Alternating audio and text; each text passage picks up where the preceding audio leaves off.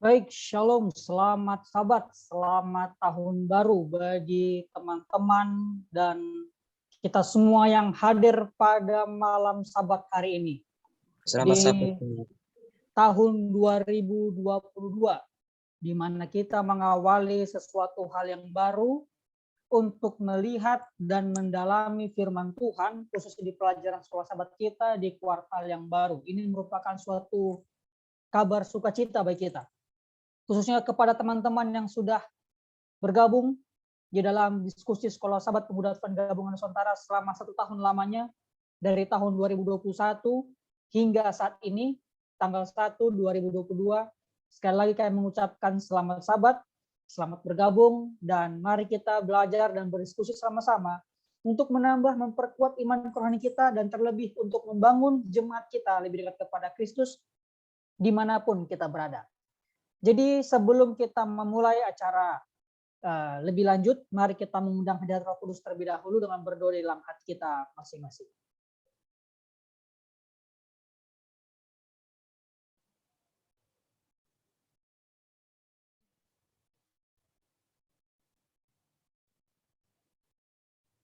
Amin. Jadi kita pertama-tama sekali tentunya bersyukur karena PAGN dalam khususnya ruang diskusi sekolah sahabat orang-orang muda ini sudah berjalan selama 1 tahun. Kita bersukacita juga karena ini juga tidak akan berjalan seperti mulus selama 1 tahun, tentunya tanpa campur tangan Tuhan. Nah, untuk agar kita bisa lebih mengetahui bagaimana sih rasa campur tangan Tuhan itu di dalam diskusi sekolah sahabat, di dalam pertumbuhan iman dan kerohanian kita, di dalam pertumbuhan iman dan kerohanian di dalam jemaat, kita mungkin perlu untuk sharing. Nah, untuk sesi sharing berikut ini, agar kita bisa lebih memahami, lebih mengenal satu sama lain, dan juga lebih dekat kepada Tuhan tentunya, dan bisa membangun iman Tuhan kita lebih dekat sesama kita juga manusia, terutama orang-orang muda Advent di seluruh Nusantara. Saya akan serahkan kepada koordinator PAGN untuk memberikan waktu untuk sharing bagaimana, apa sih suka duka dan teman-teman yang sudah rasakan, dan manfaat apa yang teman-teman dapatkan di dalam diskusi sekolah sahabat ini. Kepada koordinator Pemuda Advent Gabungan Nusantara, Saudara Arfan Majo, saya persilahkan.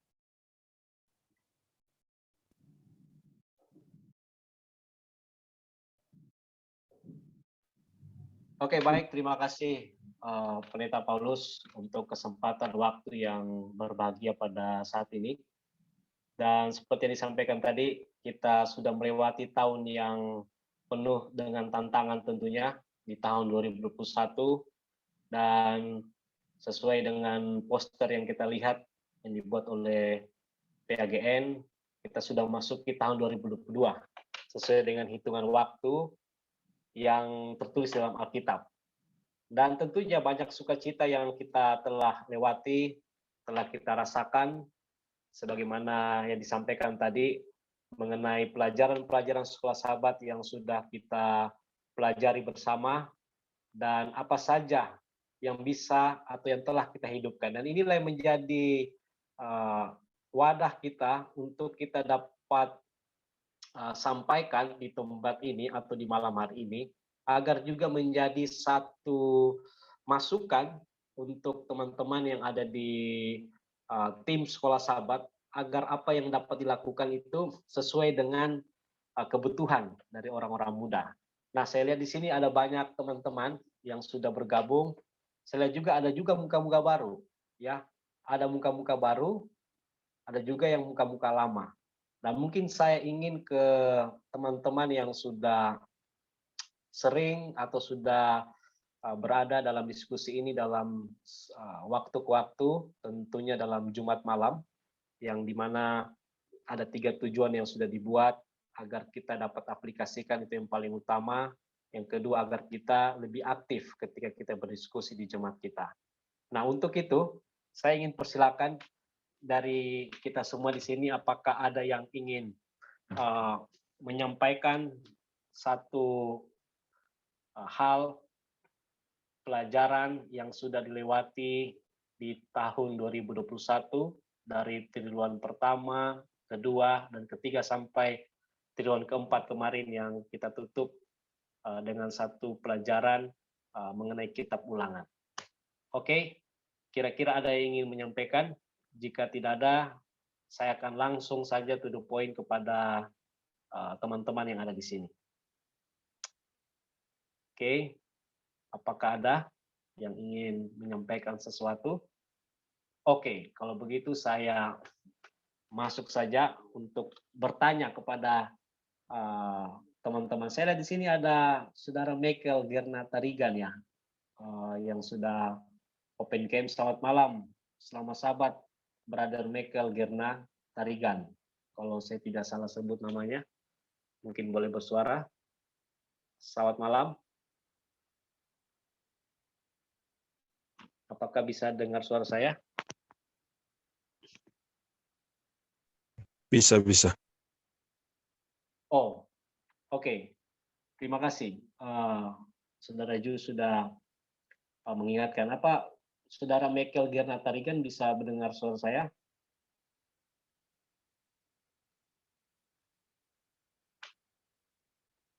Sepertinya beliau tidak dengar ya. Kalau kita lihat dari layar kita, dia berusaha untuk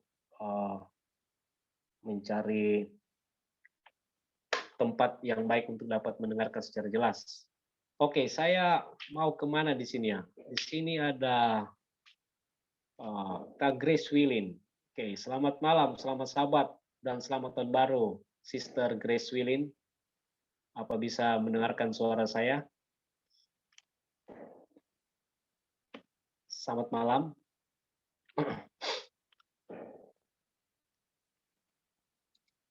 Halo, selamat malam, Saudara Grace. Sepertinya tidak mendengar ya.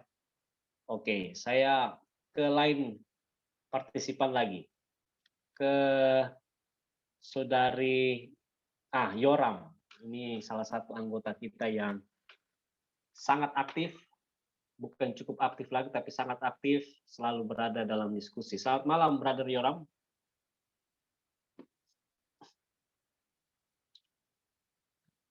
Apa koneksi saya putus-putus? Pikir jelas ya. Selamat malam, Brother Yoram.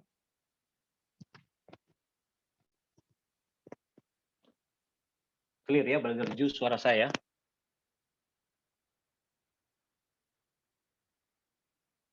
Wah, sepertinya saya yang masalah ini. Iya, jelas kok. Oh, jelas ya. Oke, tapi sepertinya tidak ada yang mendengarkan suara saya. Oke, saya tes lagi seseorang di sini. Untuk Brother Michael, mungkin kalau tidak mendengarkan suara berarti ada kendala signal, Saudara Michael. Saya message ya.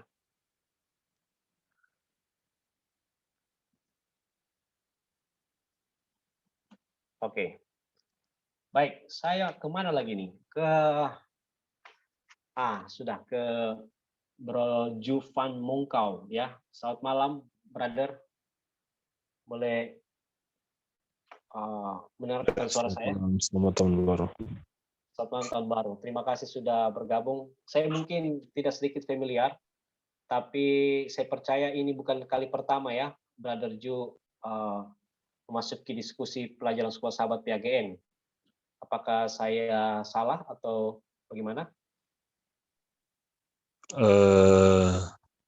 Bisa ya, bisa tidak. Oh, bisa tidak. Artinya pernah masuk, pernah juga tidak masuk. Sudah sering join. Sudah sering join. Oke, terima kasih, Brother Ju. Saya hanya ingin tanya-tanya sedikit mengenai pengalaman pelajaran sekolah sahabat yang telah dilewati. Mungkin Brother Ju bisa menjawab akan pertanyaan ini. Apa yang beliau atau Brother Ju rasakan selama bergabung dalam diskusi pemuda Advent gabungan sekolah sahabat dalam konteks pelajaran sekolah sahabat? Tentunya sangat membantu. Kenapa? Karena saya sebagai guru sekolah sahabat Ya. di jemaat, jadi dari setiap pembahasan, materi-materi yang sudah disampaikan, dari setiap diskusi, itu jadi bahan untuk boleh saya bagikan juga. Jadi sangat membantu untuk diskusi ini. Tetapi pada sahabat ini dari pendeta sudah bawa apa namanya sekolah sahabat, tetapi belum sampai ke tangan saya ini sekolah sahabat ini. Jadi saya belum tahu ini sekolah sahabat judul besarnya apa. Saya coba lihat di tentang Ibrani ya. Tapi saya Ya. belum, jadi memang sepanjang pekan ini saya belum pegang sekolah sahabat itu. Makanya pas di saat ini ya, karena kebetulan ada informasi di grup, ya cobalah untuk seperti biasa tiap Jumat malam. Oke. Jadi sangat membantu untuk diskusi-diskusi sekolah sahabat ini, seperti mana diskusi sekolah sahabat yang kuartal terakhir kemarin, Ya. sangat membantu untuk apa yang perlu disampaikan kepada jemaat. Mungkin itu. Oke. Oke, terima kasih Brother Ju atas masukannya ya. Boleh tahu mungkin di jemaat mana Brother Ju dan memang sekarang sebagai pemimpin sekolah sahabat di jemaat? Iya betul. Di jemaat, kalau jemaat Mokobang, Bokobang. jemaat Mokobang, tepatnya itu ada di Minahasa Selatan, Manado, Sulawesi Utara. Oke, Konferensi Minahasa ya. Oke, terima kasih Brother Ju atas masukannya mengenai ini. Mungkin satu pertanyaan lagi, apa harapannya mungkin Brother Ju mengenai pelajaran sekolah sahabat ini? Apa yang perlu dilakukan agar sekolah sahabat ini terus berkarya dan tentunya ada hal-hal baru yang bisa dilakukan? Harapannya ya, karena kita tahu bersama dari sekolah sahabat ini kan sebagai jantung kerohanian kita kan. Ya. Bagaimana jantung kerohanian ini tetap bekerja, bagaimana tubuh kerohanian kita boleh tetap aktif, itu semuanya dimulai dari jantung dulu. Kalau jantung sudah berhenti, bagaimana bisa kerohanian kita mau tetap jalan. Jadi harapannya adalah ya tetap PAGN tetap eksis, supaya kerjasama lah itu tetap harus ada. Supaya dengan demikian diskusi sekolah sahabat ini tetap jalan terus di tahun 2022 ini. Oke, terima kasih Brother Ju atas masukannya ya. Dalam arti kalau saya tidak salah tangkap tadi adalah kita terus memberikan kesempatan bagi teman-teman di sini untuk memberikan masukannya mengenai pelajaran dari konteks pelajaran yang telah dipelajari agar apa yang disampaikan mungkin kita dapat ambil dan kita bawakan di jemaat kita. Kira-kira seperti itu. Terima kasih Brother Ju atas masukannya yang begitu baik. Oke, di sini juga saya lihat ada Brother Raymond Gosal. Selamat malam Brother Raymond. Apa ada di tempat? Tadi saya lihat sudah open cam. Halo, selamat malam. Selamat sahabat. Selamat tahun baru Brother Raymond Gosal. Halo.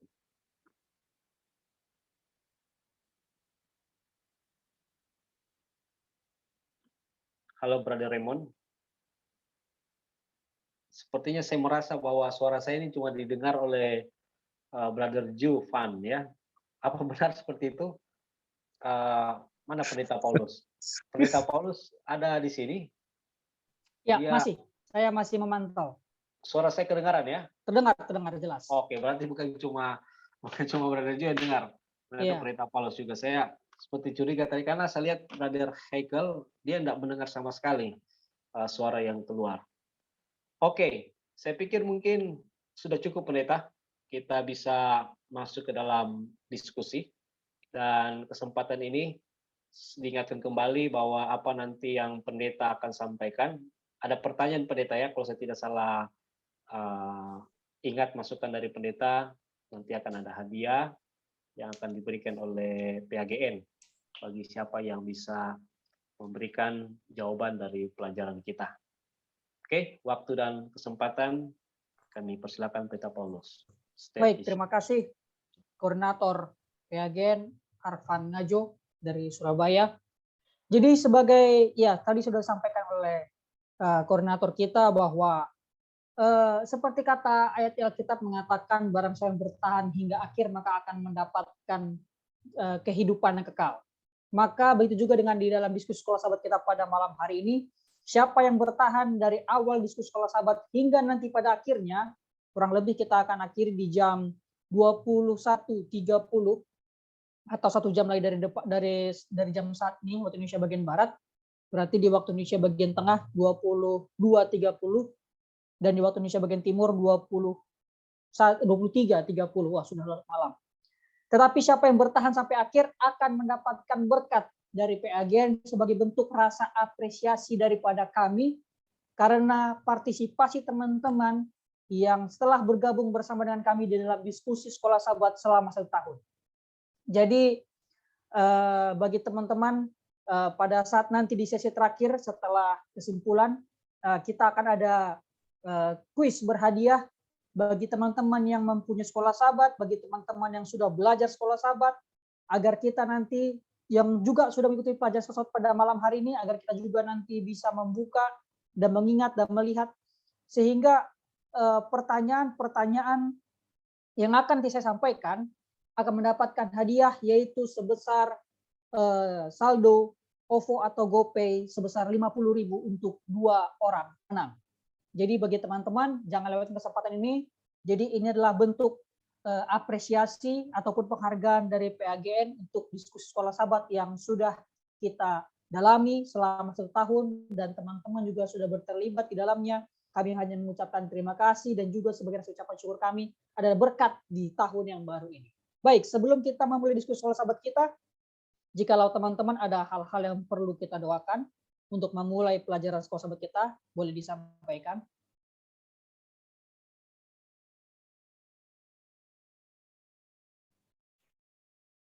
Apa ada hal-hal yang perlu kita doakan? Selamat malam, sisipkan dalam doa untuk Mama bersama dengan adik dan ponakan. Habis tutup sahabat besok, mereka akan mengadakan perjalanan pakai kapal laut dari Bitung ke Jayapura. Semoga boleh berjalan dengan baik. Mungkin itu, terima kasih. Baik, orang tua dan juga saudara ataupun adik daripada saudara Juan Van Pangkau gitu ya kalau tidak salah namanya ya. Yang nanti saya jadi salah sebut juga, berbahaya nanti ini. Juvan Mongkau. Baik, mungkin ada lagi dari teman-teman yang lain yang akan kita bawakan dalam doa. Tolong saya Kak dalam kesehatan Kak. Ya, boleh namanya ini soalnya namanya singkatan di EJG. Huri Kak. Oh, Huri. Iya, Huri. Ya. Tolong doakan saya Kak, lagi kurang sehat. Oke. Tuhan memberikan kesembuhan. Terima kasih Kak. Oke, Kak Huri yang masih dalam kondisi kurang sehat. Ya, tentunya juga kita doakan. Saya juga masih kurang sehat karena perubahan cuaca. Mari kita doakan juga kesehatan kita masing-masing untuk awal tahun 2022 ini agar kita bisa lebih sehat lagi dan siap untuk menyambut berkat Tuhan di tahun 2022 ini. Mungkin ada lagi hal-hal lain yang perlu kita doakan.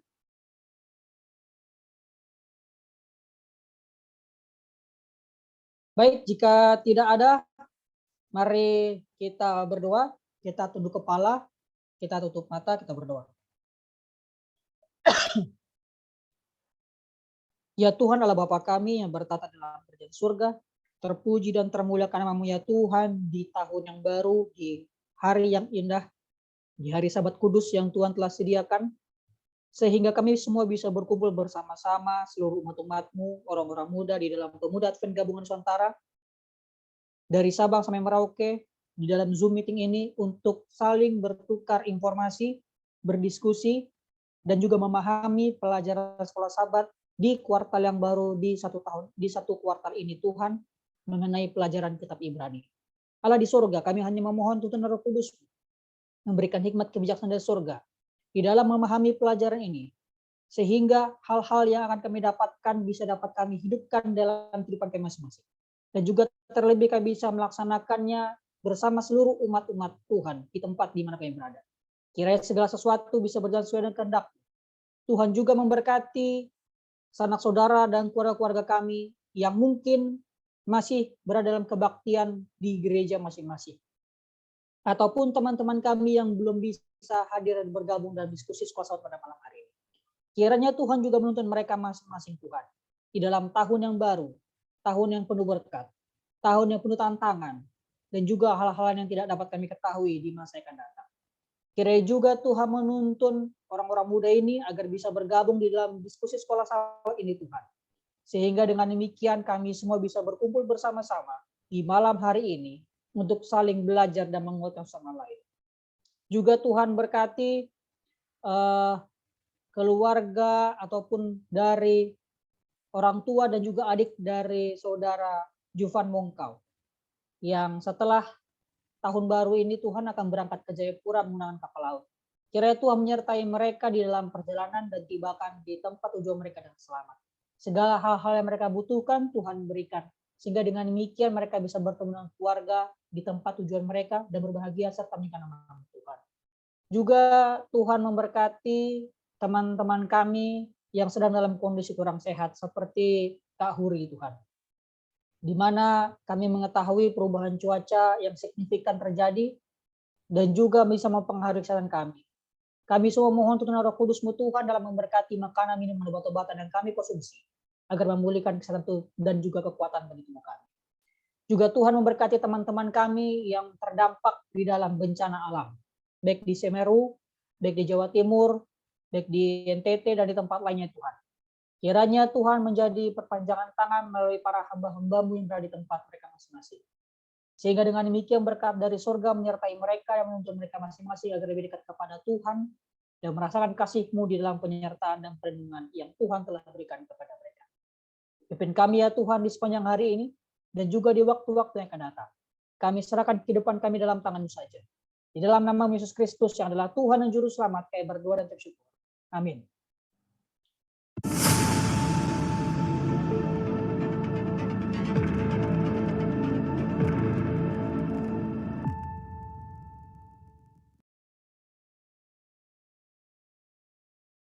Baik, sekiranya teman-teman yang lain, ya kalau boleh agar kita membuka video atau membuka kamera kita supaya kita bisa hadir bersama-sama dan bisa saling melihat, saling berkenalan wajah, dan kita juga bisa saling mengekspresikan rasa sukacita kita di dalam tahun yang baru ini, sehingga dengan demikian kita bisa merasakan bagaimana berkat Tuhan yang akan Tuhan berikan kepada kita khususnya di awal tahun baru ini.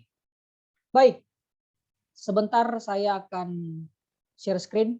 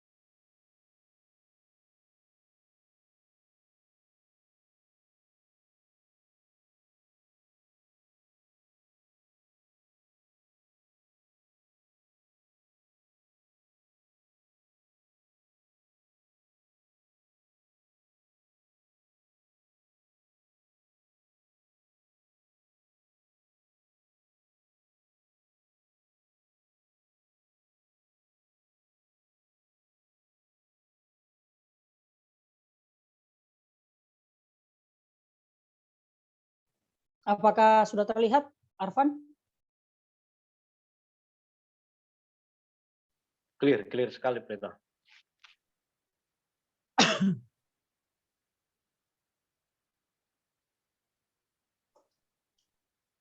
Baik. Kita akan belajar pada malam hari ini mengenai pelajaran yang baru satu kuartal ini. Kita bisa melihat bagaimana pentingnya pelajaran kita satu kuartal ini luar biasa berat. Bagi teman-teman mungkin yang belum punya sekolah sahabat atau belum mendapatkan sekolah sahabat, boleh lihat ke layar yang di mana saya tunjukkan kamera saya. Inilah gambar sekolah sahabat kita yang baru, di mana menjadi judul besar kita adalah pekabaran Kitab Ibrani. Ini bagi saya sendiri, seorang pendeta muda, ini adalah suatu pelajaran yang berat bagi umat-umat Tuhan. Satu kuartal ini. Kenapa?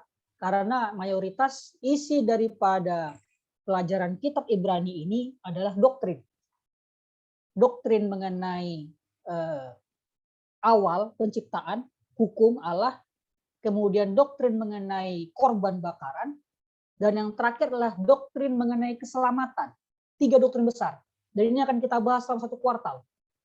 Dan mungkin di pelajaran-pelajaran, mulai di pelajaran ke-5 sampai pelajaran ke-10 atau 11 nanti, ini akan menjadi suatu dilema, atau mungkin teman-teman akan merasakan di jemaat masing-masing akan terjadi diskusi yang akan sangat ribut karena banyak pertanyaan dan lain sebagainya, pertentangan, sehingga mungkin tidak kurang serak gitu di dalam suasana keperbaktian.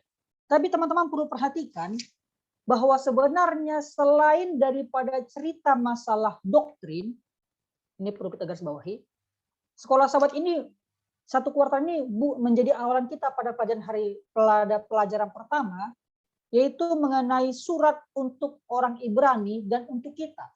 Jadi ini bukan cuma sekedar cerita mengenai bagaimana masalah doktrin ataupun masalah pandangan-pandangan Kristiani yang sering terjadi pertentangan di kalangan umat, khususnya di dalam pelajaran kita ada umat Yahudi dan ada umat non-Yahudi yang menjadi Kristen. Nah, ini selalu bentrok. Nah, ini menjadi suatu pertentangan yang terkadang membuat seseorang akan menjadi, si Anu bisa, kok saya tidak bisa. Kenapa demikian? Inilah menjadi awalan kita. Surat untuk orang Ibrani dan untuk kita. Ini ya. Surat untuk orang Ibrani dan untuk kita. Kenapa? Karena memang kita tidak akan bisa mempelajari surat Ibrani ini kalau kita hanya melihat di satu sisi atau satu sudut pandang yang hanya untuk mengenakan kepribadian kita saja. Itu tidak bisa. Kenapa? Kita lihat ayat hafalannya, Ibrani 10 ayat 36. Sebab kamu memerlukan ketekunan supaya sesudah kamu melakukan kehendak Allah, kamu memperoleh apa yang dijanjikan itu. Jadi teman-teman, orang-orang muda, dan Bapak Ibu mungkin yang hadir pada malam hari ini, pelajaran sekolah sahabat kita tidak bisa kita baca, kitab Ibrani juga secara umumnya, tidak bisa kita baca, tidak bisa kita pahami, tidak akan bisa kita mengerti, kalau kita hanya menggunakan sudut pandang pribadi kita di dalam memahami pelajaran ini. Karena pelajaran ini adalah penggabungan. Pekabaran kitab Ibrani ini adalah penggabungan 2 sudut pandang. Yang pertama, sudut pandang orang Kristen mula-mula yang dari zaman Yahudi, yaitu para rasul-rasul, para murid-murid, dan pengikut Kristus. Dan kedua adalah sudut pandang orang Kristen modern, yaitu yaitu orang-orang Kristen yang baru masuk dibaptis setelah peristiwa turunnya Roh Kudus melalui lidah api. Dan ini di luar orang Yahudi semua. Atau bisa kita bilang bangsa-bangsa lain. Sehingga pemahaman yang satu yang ortodoks, sementara pemahaman yang lain yang baru masuk menjadi Kristen Kristus, tapi karena ketulusan menimbulkan perspektif yang berbeda sehingga menjadi pertentangan. Ini yang perlu kita lihat dan ditegaskan oleh sang penulis kitab Ibrani yaitu Rasul Paulus bahwa kita perlu memerlukan ketekunan. Sebab kamu memerlukan ketekunan supaya sesudah kamu melakukan kehendak Allah. Jadi tujuannya bukanlah sudut pandangnya si Yahudi, bukan sudut pandang Kristen modern atau non-Yahudi, tetapi melakukan kehendak Allah. Barulah kita memperoleh apa yang dijanjikan itu. Ini menjadi sebuah awalan, menjadi sebuah pembuka pelajaran diskusi sekolah sahabat kita. Baik, bagaimana kita bisa memahami awal-awal mula terjadinya kitab Ibrani ini? Awal mula dari kitab Ibrani ini, seperti tadi saya sudah sampaikan di awal-awal, adalah peristiwa di mana rasul-rasul setelah kenaikan Yesus Kristus, mereka berkhotbah, mereka menginjil, mereka pergi ke seluruh daerah jangkauan yang mereka bisa jangkau. Secara umum, ada 2 utusan, yaitu Rasul Paulus dan Barnabas. Kemudian Petrus, itu bisa kita baca dalam 1 Korintus pasal 15. Itu saya tidak tulis di sini karena itu sejarah, tetapi teman-teman bisa perhatikan dari situ bahwa perjalanan Rasul Paulus dan Silas, perjalanan Rasul Paulus dan Barnabas, perjalanan Paulus dan Petrus dan lain sebagainya, pada waktu mereka bersama-sama mulai menginjil, mereka mulai bergerak ke daerah-daerah di tempat di mana mereka jangkau, dan itu bukanlah kebanyakan orang non atau orang Yahudi atau melainkan orang non Yahudi. Pada waktu mereka menginjil, pada waktu mereka menyampaikan firman Tuhan, awal mulanya bagaimana? Banyak yang bertobat. Kalau kita melihat di dalam pelajaran hari Minggu, bagian ini menyiratkan bahwa para pendengar Ibrani belum pernah mendengar Yesus sendiri berkhotbah. Sebaliknya, mereka telah menerima Injil dari penginjil lain yang telah memberitakan kepada mereka berita tentang keselamatan. Jadi orang-orang di Ibrani ini nggak pernah dengar Yesus berkhotbah secara langsung. Bisa jadi yang mereka dengar ini adalah cerita orang kedua dan orang ketiga. Contoh, ya ini saya mengajar sekolah sahabat sebagai sudut pandang orang pertama.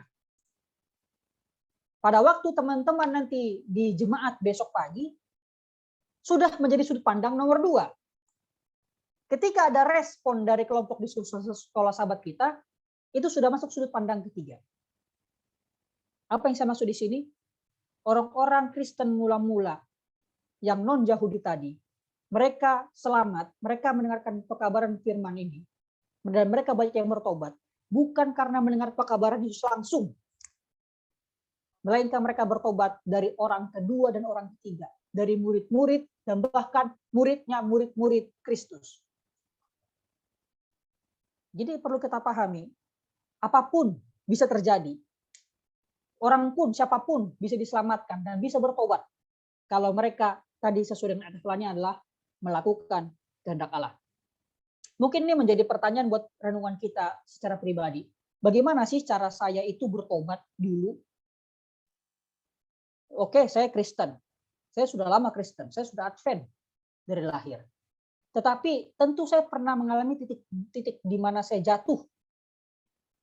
Ketika itulah Tuhan angkat saya, dan bagaimanakah cara saya bertobat? Dan apakah pengalaman yang Tuhan berikan kepada saya sehingga saya itu harus bertobat? Dan apa yang saya rasakan? Ini menjadi pelajaran penting buat kehidupan kita.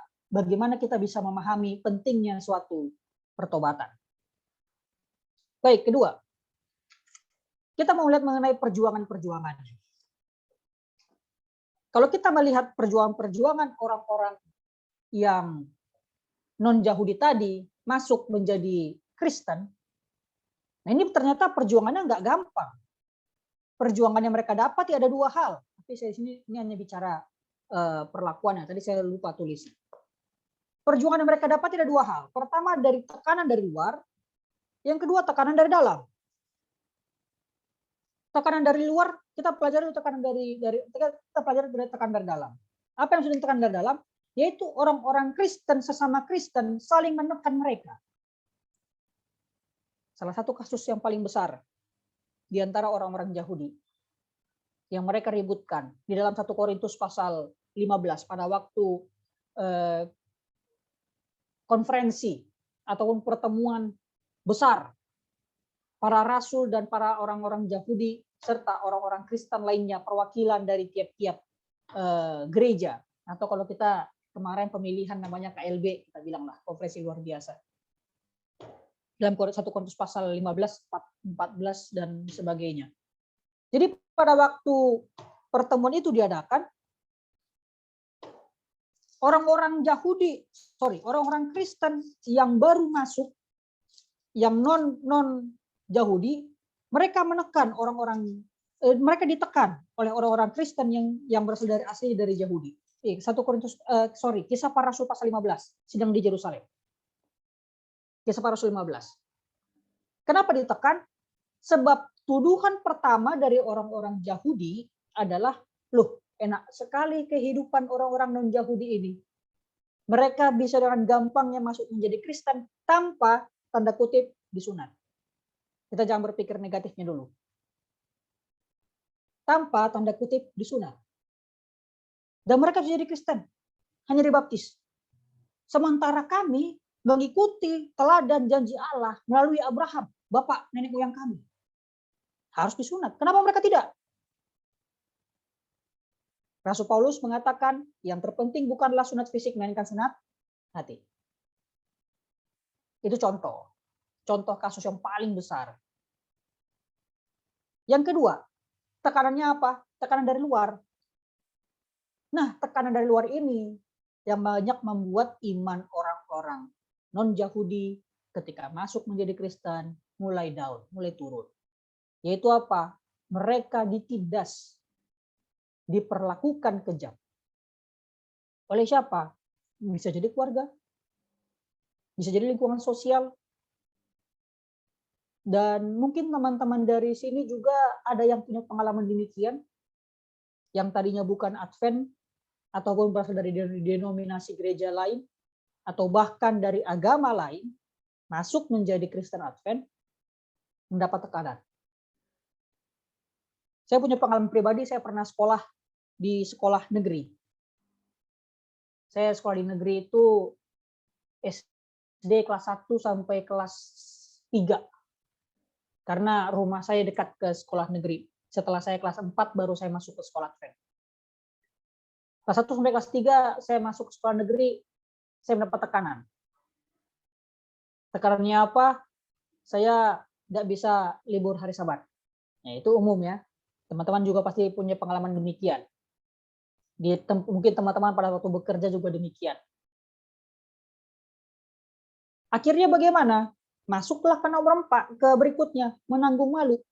Teman-teman tahu saya kelas 1 SMA, saya tidak di sekolah Advent. Saya coba tes ke salah satu sekolah berprestasi, sekolah yang punya nama, dan saya masuk.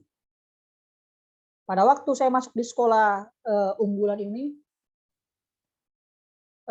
saya ketemu guru pelajaran fisika yang berasal dari agama mayoritas. Dan hanya saya di situ yang Advent di kelas itu, yang tidak masuk setiap pelajaran hari Sabtu, dan di pelajaran itu dan di hari Sabtu itu pula pelajaran ibu guru ini, pelajaran fisika. Saya tidak pernah masuk. Dia marah-marah, saya bilang saya ke gereja, Bu. Kok nggak bisa rupanya masuk gereja nanti jam 10? Masuk dulu kayak kok jam 9, jam 8. Nanti kan kita kan kelas kan jam 8 sampai jam 9. Siap itu kok bisa ke gereja katanya.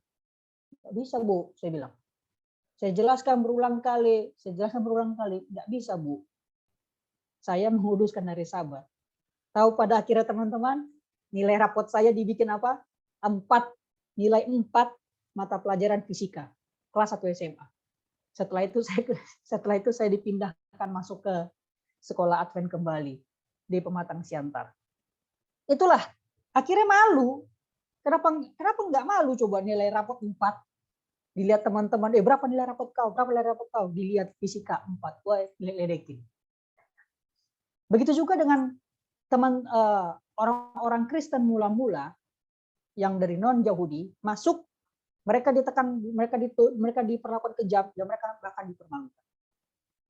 Dan ini sering terjadi dalam ruang lingkup kita. Dan inilah menjadi perjuangan orang-orang Kristen pada mula-mula. Kalau kita melihat pelajaran hari Senin, paragraf terakhir, paragraf kedua dulu.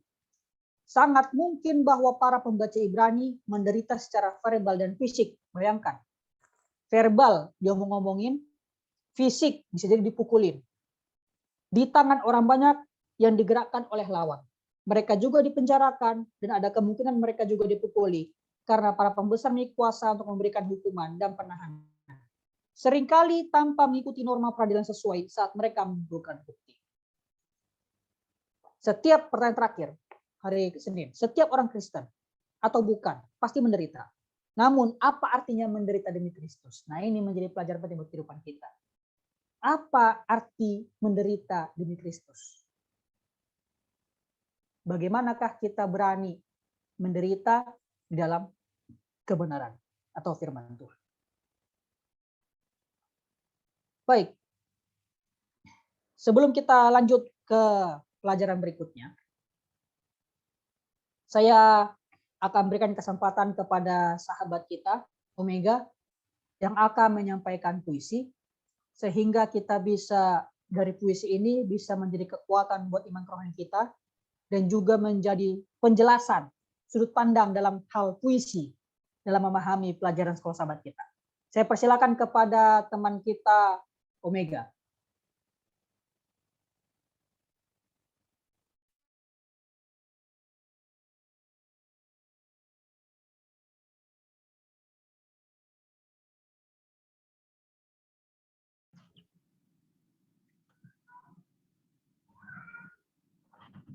Selamat malam, apa suara saya kedengaran? Ya, Omega, silakan.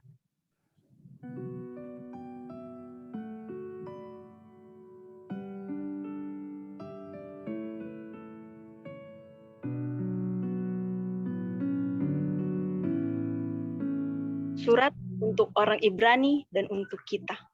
Pernahkah mendengar Yesus atau Rasul berkhotbah?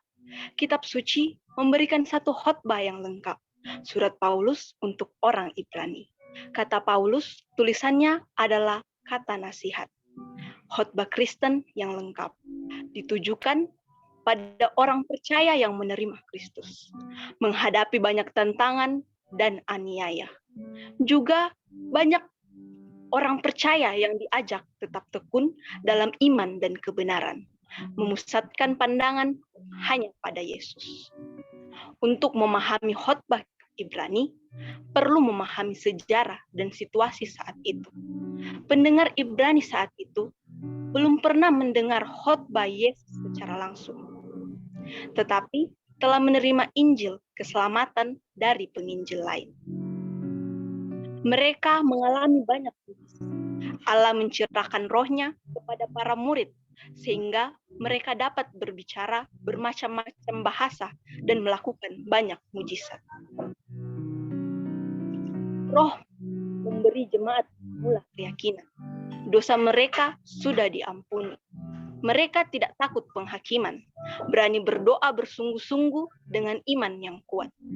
Awal yang mulia mereka rasakan, meyakini dosa mereka diampuni. Dengan pengalaman yang religius dan menyenangkan, orang percaya bergabung dengan gereja. Mereka beda dari sebelumnya.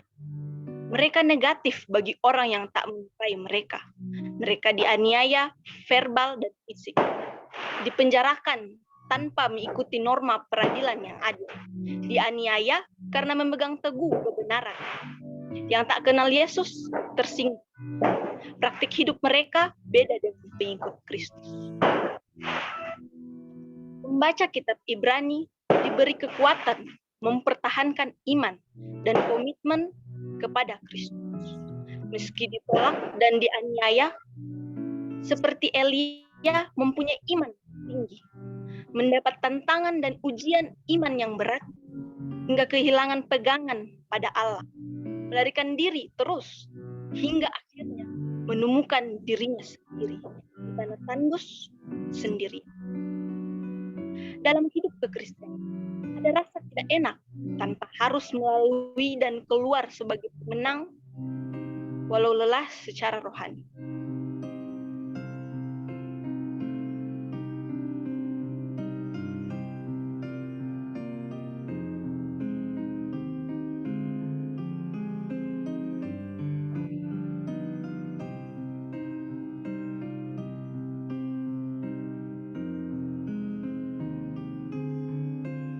Rasul Paulus memberi nasihat bagi hadapi keadaan sulit karena iman.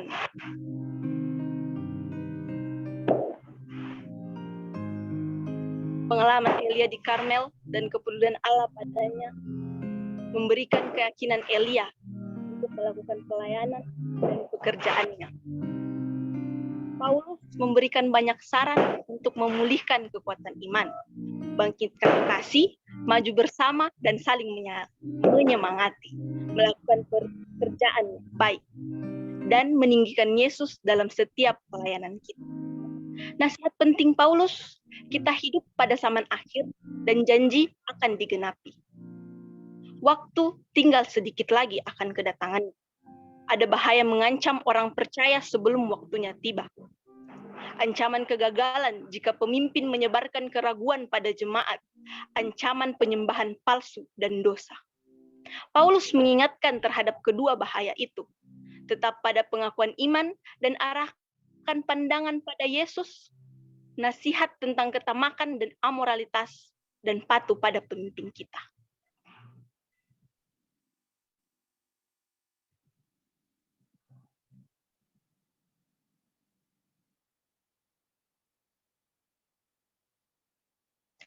Kita minoritas di tempat kita berada, kita butuh nasihat penulis Ibrani. Nasihat untuk orang Ibrani juga, untuk kita saat ini. Ketika kita kecewa, putus asa, ada obat yang manjur, yaitu iman, doa, dan bekerja. Nasihat penting Paulus, kita hidup pada zaman akhir, dan janji akan digenapi. Mengaku punya iman tapi tanpa bekerja, iman akan mati. Ketika dalam kelam, takut, dan putus asa, pertahankan iman. Jangan berdiam diri, jangan berhenti, jangan asingkan diri. Tetaplah bekerja, tetaplah aktif menginjil dengan cara kita masing-masing.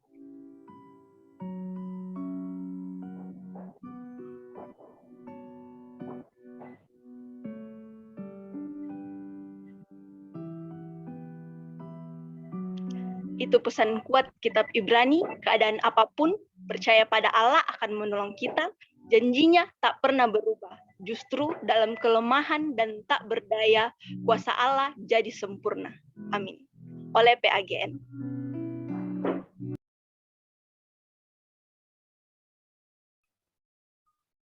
Amin. Terima kasih Omega. Omega dari jemaat mana Omega? Jemaat Pionir di Toraja.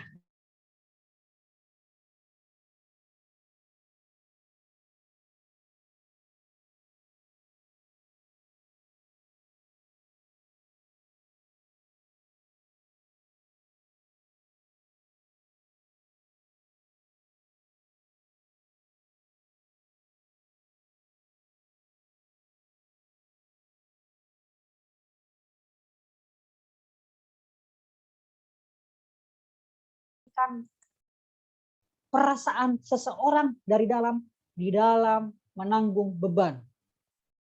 Ini masih kelanjutan dari pelajaran hari Senin mengenai bagaimana perjuangan orang orang Kristen mula-mula yang bergantung menjadi Kristen namun ditentang baik dari dalam maupun dari luar. Sehingga banyak orang yang menjadi takut, sehingga semakin banyak orang yang menjadi gentar, dan akhirnya mulai imannya goyah. Apa-apa sajakah yang mereka rasakan? Yang mereka rasakan yaitu pertama ditolak dan dianiaya. Setelah mereka ditolak terus, dan bahkan dianiaya, ternyata ada yang tidak bertahan, akhirnya gagal. Kalau kita baca dalam pelajaran hari Selasa, para pembaca kitab Ibrani berhasil mempertahankan iman dan komitmen mereka kepada Kristus meskipun ditolak dan dianiaya. Konflik tersebut bagaimanapun memakan korban dalam jangka panjang. Mereka melakukan pertandingan yang baik dan keluar sebagai pemenang. Meskipun begitu, melelahkan juga. Jadi teman-teman perlu perhatikan dari sekian banyak orang Kristen non-Yahudi yang mulai menjadi Kristen, ada juga yang menang, tetapi ada juga yang kalah. Bagaimanakah mereka bisa tetap bertahan? Kekalahan yang dimaksudkan di sini bukan berarti kekalahan mereka imannya murtad, ya. Tidak. Mereka ada hubungan ke pelajaran hari Kamis, yaitu bagaimana bahwa mereka banyak yang mati. Kenapa banyak yang mati? Ya karena mereka mempertahankan iman mereka. Kalau kita melihat dalam kitab Wahyu, ada 7 jemaat. 7 jemaat ini juga demikian. Ada yang suam-suam kuku, ada yang di dalam mereka bentrok dengan doktrin, ada yang teraniaya, ada yang tidak tahan dalam penghakiman. Karena kenapa? Karena banyak orang yang demikian. Mereka beranggapan kalau mereka itu masuk Kristen, mereka beranggapan kalau mereka ikut Tuhan, hidup mereka itu akan berubah dan menjadi lebih baik. Ternyata tidak. Itulah anggapan. Jadi apakah kita memang mau ikut Tuhan karena dengan anggapan kita berharap mendapatkan yang enak? Atau kita memang sudah siap mempertahankan iman kita setia sampai akhir, sampai mau memisahkan kepada Kristus. Tetapi suatu reaksi yang sering mengikuti iman yang tinggi dan keberhasilan yang gemilang-gemilang sedang menekan perasaan Elia. Elia sendiri pun juga demikian. Ia merasa takut bahwa reformasi ini mulai dari Karmel tidak akan bertahan lama. Dan rasa was-was memenuhi dirinya. Ia telah ditinggikan di puncak Pisgah, kini ia berada di lembah. Sementara ia di bawah pengaruh ilham yang maha kuasa, ia telah melalui ujian yang berat, tapi pada saat kekecewaan ini, dengan ancaman Isabel yang menenun telinganya, dan iblis tampaknya saja berhasil bekerja menjadi perempuan yang jahat itu, ia kehilangan pegangan pada Allah. Bayangkan seorang Elia sendiri pun yang bisa menurunkan api dari sorga. Ketakutan. Hopeless. Apalagi saya. Apalagi saudara-saudara sekalian. Bagaimana teman-teman bisa bertahan di dalam ketidakmampuan, di dalam ketidaktahuan? Ini kita bergantung kepada Tuhan, ya. Ini bergantung kepada Tuhan dulu, sama seperti Elia. Elia bergantung kepada Tuhan dulu, makanya api turun dari sorga. Bukan gara-gara kita sendiri yang pengen mau bergantung dan berusaha maunya kita dijawab oleh Tuhan, tapi kita sendiri tidak bergantung kepada Tuhan. Itu berbeda. Itu nanti di pelajaran hari Kamis. Bagaimana kita mau bergantung kepada terlebih dahulu, bergantung kepada Tuhan 100% seperti Elia, sehingga kita bisa mendapatkan berkat seperti yang Elia lakukan, ya menurunkan api dari sorga itu bukan suatu perkara yang sembarangan, itu luar biasa. Tetapi di balik sisi kemanusiaannya dia, selain imannya kuat, dia juga mengalami ketakutan dan bahkan putus asa. Bagaimana teman-teman? Apakah teman-teman juga bisa demikian bertahan sampai akhir? Ini solusi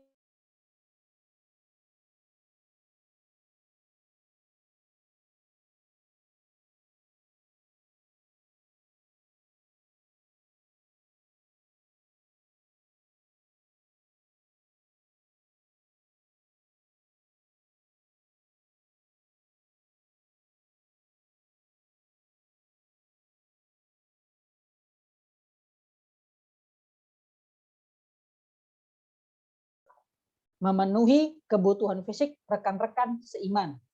Artinya apa? Ada yang kelaparan, dikasih makan. Itu kata Tuhan. Jika saudaramu lapar, kasih dia makan. Jika saudaramu haus, kasih dia minum. Itu tujuannya apa? Saling menguatkan. Jika musuhmu tak punya baju, jika ada saudaramu tak punya baju, kasih bajumu. Tujuannya apa? Saling membantu. Supaya apa? Bisa saling memperhatikan. Karena kerjasama itu tidak bisa jalan sendiri. Tepuk tangan saja harus 2 tangan. Kalau tangannya sendiri yang bergerak begini, ini bukan tepuk tangan, usir nyamuk. Atau tukang parkir, terus. Dia kan karena satu tangan yang bergerak. Tapi kalau dua tangan, maka dia akan tepuk tangan. Artinya, bagaimana kita mau sama-sama baju bersama Kristus, ya harus saling membantu, saling menguatkan, saling memperhatikan. Bukan membuat kejatuhan, bukan membuat keributan, bukan memperlebar atau memperbesar masalah. Di dalam jemaat, di dalam kehidupan kita, di dalam keluarga kita, dan lain sebagainya. Bagian terakhir di zaman akhir ini. Tadi saya sudah katakan bahwa pada waktu zaman Elia, Elia sendiri pun merasa takutan setelah dia bergantung kepada Tuhan. Tetapi terbalik di zaman akhir. Kalau kita baca di pelajaran hari Kamis, ada sebuah contoh di mana ada seorang imam Tuhan yang seharusnya dia malah menjadi juru kabar Tuhan, tetapi dia tapi dia malah menyimpang daripada Tuhan gara-gara keinginan hatinya. Siapa itu? Bileam. Kenapa Bileam dikatakan demikian? Karena dia tadinya Allah suruh berkati bangsa Israel, malah dia mau kutuki bangsa Israel. Gara-gara apa? Uang. Hingga akhirnya pada waktu dia jalan dengan keledainya dipukul, akhirnya keledainya marah. Kenapa kau pukul-pukul aku, katanya. Padahal yang berbicara adalah siapa? Malaikat. Jadi, apakah kita akan menjadi umat yang terbuang? Kenapa terbuang? Karena kita mengikut Tuhan karena keinginan kita sendiri. Saya mau berdoa kepada Tuhan, dan yang saya inginkan Tuhan jawab doa saya, bukan Tuhan yang bekerja dalam kehidupan saya. Ini berbahaya. Kalau kita baca di sini, dia mengingatkan mereka sebab sedikit, bahkan sangat sedikit lagi waktu kedatangannya, dan ia akan datang, sudah akan ada tanpa menangguhkan kedatangannya. Bayangkan, Tuhan sudah kasih janji, tapi kita masih ragu. Nah, ini bahaya. Karena Tuhan sendiri yang katakan, aku pasti akan datang. Lah kok jadi kita yang tawar-tawar. Tunggu dulu lah Tuhan. Bentar lagi lah datangnya, entah tahun 2500 kek, jangan 2022 inilah. Aku belum siap. Nah, ini kan kita yang mengatur Tuhan. Padahal Tuhan yang seharusnya mengatur kita. Kita ini ciptaan. Masa jadi kita yang mengatur Tuhan? Ini kan suatu hal yang unik. Yang akhirnya bagaimana bangsa Israel pun juga terkena dampaknya demikian. Seharusnya orang Israel yang dipimpin Musa pada waktu mereka keluar dari tanah Mesir menuju tanah Kanaan masuk semua. Ternyata yang sampai di tanah Kanaan hanya 2 orang. Yaitu siapa? Yosua dan Kaleb. Loh, sisanya kan ada bangsa Israel. Iya betul. Tetapi itu bukan generasi pertama. Melainkan generasi kedua. Atau anak-anak orang Israel yang lahir di padang gurun. Mereka bukan orang Israel asli yang pindah dari Mesir ke Kanaan. Karena kenapa? Orang yang asli pindah dari Mesir ke Kanaan sudah pada mati. Mati dibunuh, mati penyakitan, mati menolak Tuhan, mati kena kutuk, dan lain sebagainya. Bayangkan. Bahkan Musa, pemimpinnya sendiri, tidak masuk ke dalam tanah Kanaan. Kenapa? Melawan Tuhan.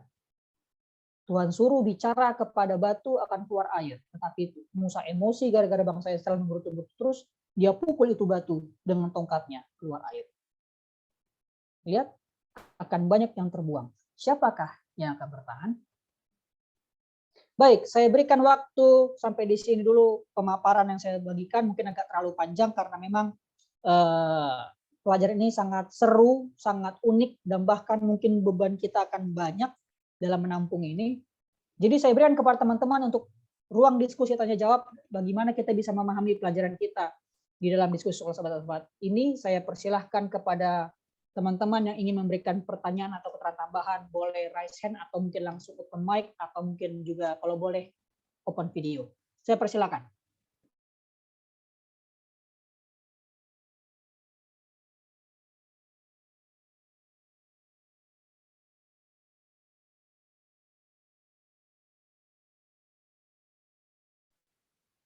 Oke, Pendeta. Mau bertanya nih, Pendeta, mengenai pelajaran sekolah sahabat kita pada triwulan yang pertama ini di tahun 2022.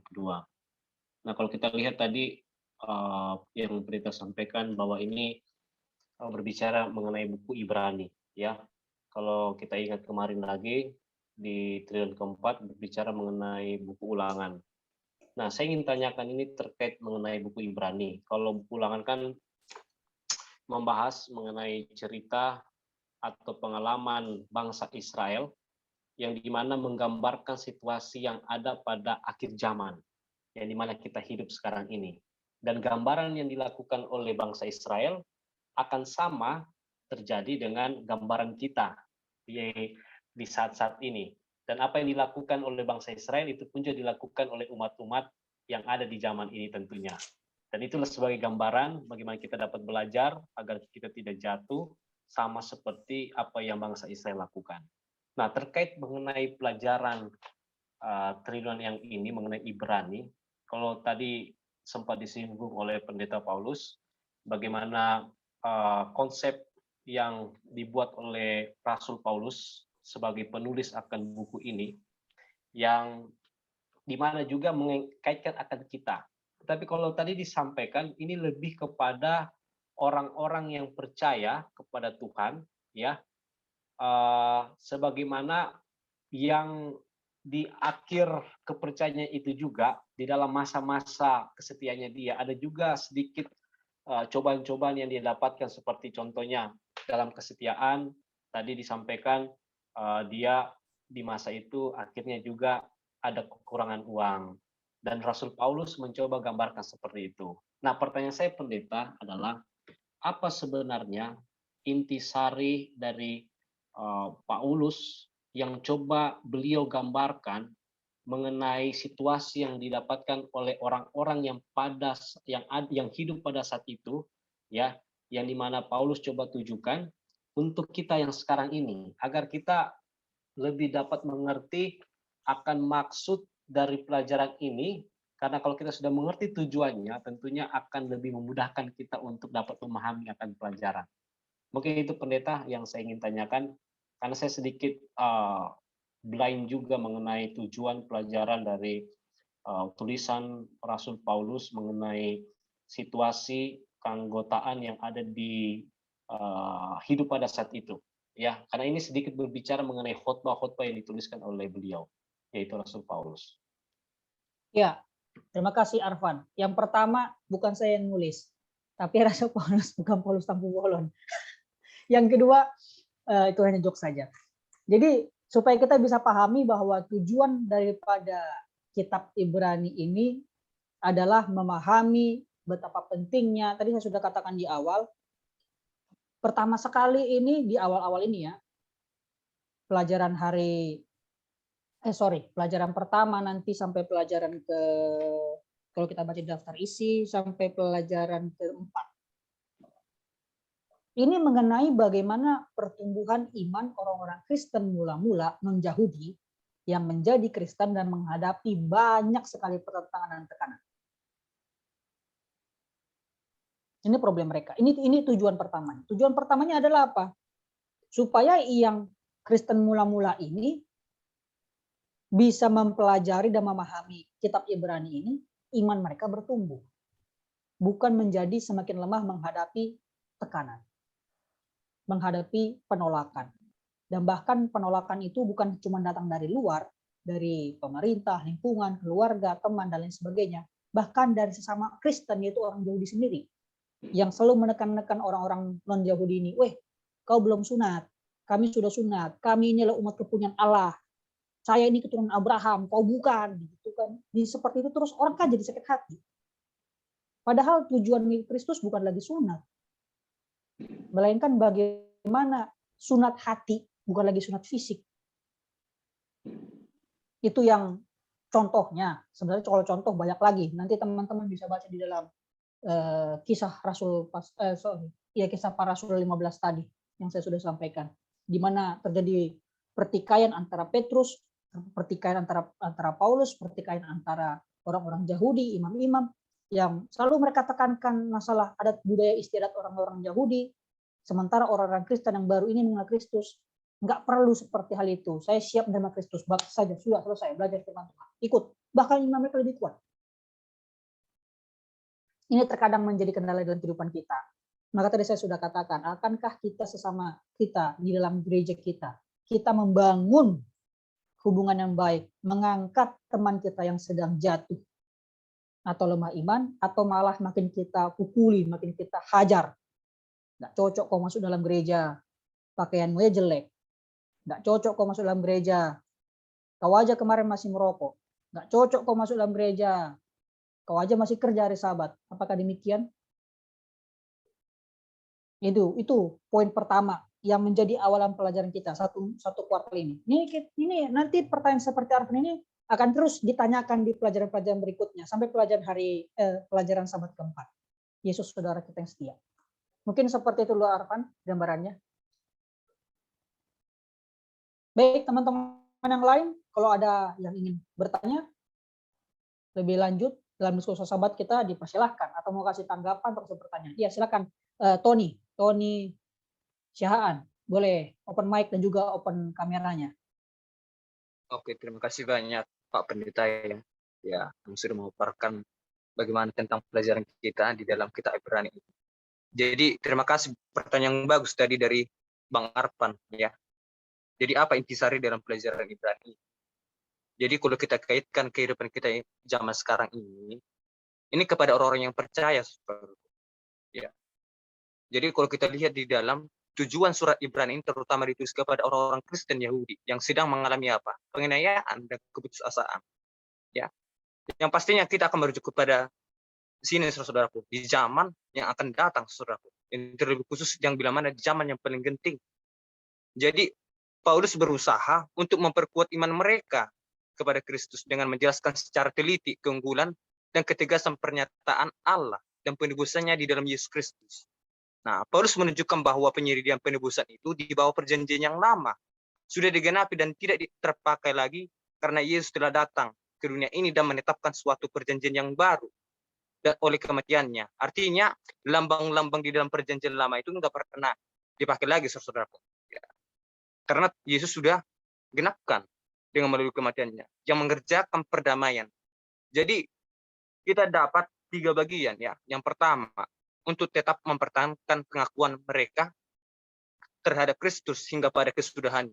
Lalu yang kedua, untuk maju terus menuju kedewasaan rohani. Yang ketiga, untuk tidak kembali kepada kehidupan di bawah hukuman dengan cara meninggalkan kepercayaan kepada Yesus Kristus. Jadi jelas ya, kalau bahasa mudanya, kalau kita lihat di dalam pendalaman hari Jumat ya, bagi yang putus asa, pastilah ada obatnya. Iman, doa, dan bekerja. Hanya ini aja intisarinya. Kalau kita aplikasikan di dalam kehidupan kita. Kita beriman, berdoa, dan bekerja. Ya, tadi Pendeta Paulus sudah disampaikan tadi ya. Kalau kita lihat bagaimana tentang Elisa ya, atau Elia. Pada saat itu dia tidak punya pekerjaan. Pada saat itu karena ada tekan dari siapa ya, kalau misalnya Isabel. Tuhan kasih pekerjaan pada siapa? Elia. Jadi yang menjadi pertanyaan adalah apakah pondasi kita sudah kuat? Iman itu. Kalau pondasi kita sudah kuat, itu akan menjadi akan memberikan satu tanda bukti dengan kasih Allah itu, kasih karunia. Tuhan akan berikan pekerjaan. Yang jadi masalah apakah kita sudah hubungan erat dengan kepada siapa? Kepada Tuhan. Jadi bagus bagaimana pelajaran ini untuk mengangkat iman kerohanian kita. Mungkin itu aja Pak Pendeta. Terima kasih.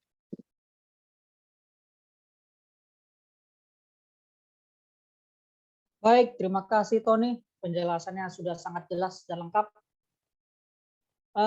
Mungkin dari teman-teman yang lain, ada lagi yang ingin memberikan tambahan atau keterangan ataupun pertanyaan dalam pelajaran diskusi sekolah sahabat kita pada malam hari ini. Saya masih berikan waktu dan kesempatan.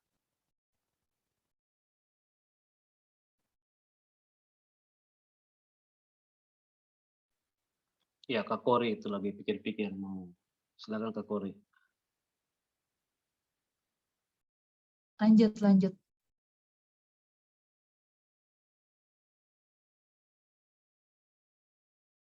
Oke, terima kasih banyak. Nah, ini perlu kita diskusikan ya, sesuai dengan hubungan jam sekarang ini. Ya, jadi kita tahu bagaimana di daerah Jakarta ya, atau daerah Jawa ini sungguh sangat sulit mencari pekerjaan. Nah, mungkin saudara atau hamba Tuhan yang sudah punya pengalaman lah, bagaimana kita untuk memberikan motivasi dan juga memberikan juga pengalaman ya. Karena pekerjaan sekarang ini sangat susah. Ya. Jadi katakan obatnya hanya 3, 2 dan bekerja dan dengan iman. Sementara mencari pekerjaan sangat susah. Nah, apakah ada yang punya pengalaman atau bisa juga dari segi Alkitab juga? Nah, supaya juga teman-teman kita ini bisa juga terberkati, saudara. Mungkin itu aja pertanyaan, Pak.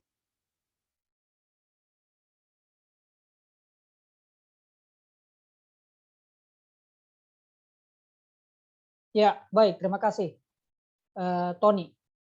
Mungkin teman-teman ada yang ingin menjawab atau mau kasih berbagi pengalaman soal masalah pekerjaan, sulitnya pekerjaan, dan juga pertentangan-pertentangan di dalam pekerjaan, khususnya menentang iman kita di dalam ya mencari pekerjaan. Ya kalau tadi saya sudah cerita waktu saya masih sekolah, itulah ketentangan saya karena saya sekolah dari non-Kristen, akhirnya saya masuk ke sekolah Advent.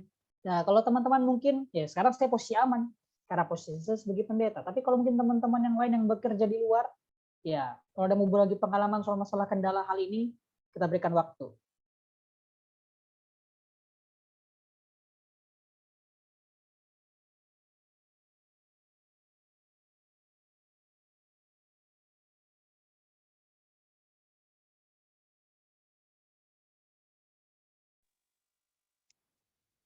Pengalaman ini ya, pengalaman pekerja mencari pekerjaan atau pertahankan iman lah ya kalau saya ini ya di dalam Ya dunia betul Kak Kori.